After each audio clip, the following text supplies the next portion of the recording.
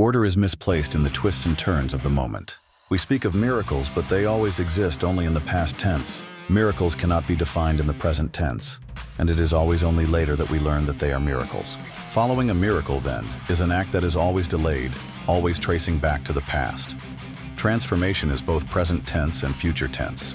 Just as water sublimates into steam and a larva gains wings and takes flight, so the transformation expands from within outward, while the ego's fortress tidally erodes the contact surface between the present and the future. Miracles are the product of chance, but transformation is an inevitable process.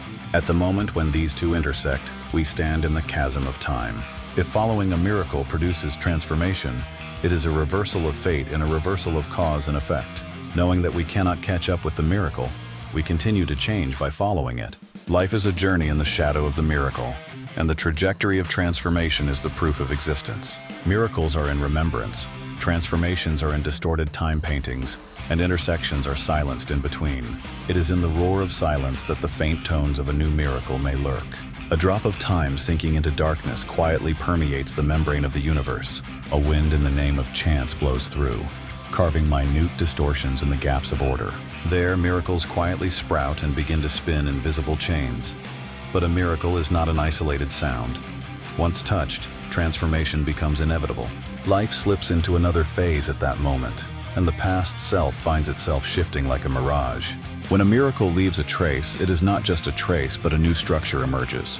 The waves of intersecting transformations take the form of a dialogue that cannot be stilled. When two dots overlap, it is no longer two, nor is it three.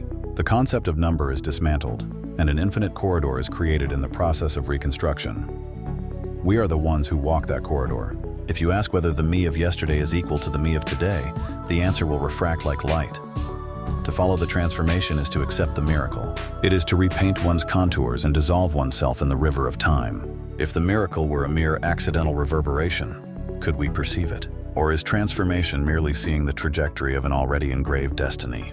Those who follow the miracle walk on to the next intersection, preying on even that question. The reverberation of footprints exceeding the speed of light burns through the foreshadowing of causality and is etched into the fault line. It refuses to be determined, and even the trajectory wavers uncertainly.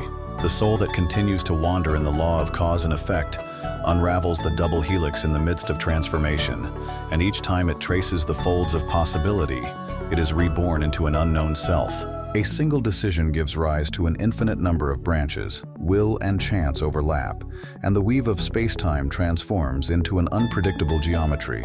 It is to know how to let the moment slip into eternity, to surrender to transformation, to repaint the observer of self, to testify that the world is fascinated and breathes in the creative freedom that ambiguity creates. It is not the touch of different coordinates, but the trembling of the moment when the way we see the world itself is reorganized. The point where straight lines and curves blend without contradiction. The point where the past and future stand simultaneously. The critical point of a paradox, where the one collapses into the many and yet continues to be one. The shape of existence converges into the undefined, and as soon as the eyes of observation are closed, all eyes leap into the infinite you. When the irreversible catches up with the inescapable, the miracle traces the trajectory of escape, trailing a trail of transformation. Existence is a variation that never stays in one form, and each time it is filled with emptiness, it contains the breath of new possibilities. Like a wave, like a particle, beyond definition. It is a shadow that breaks through the walls of probability and passes through the web of causality. If there is a hand that grasps a miracle, it is not a finger that follows, but a palm that welcomes the moment of transformation.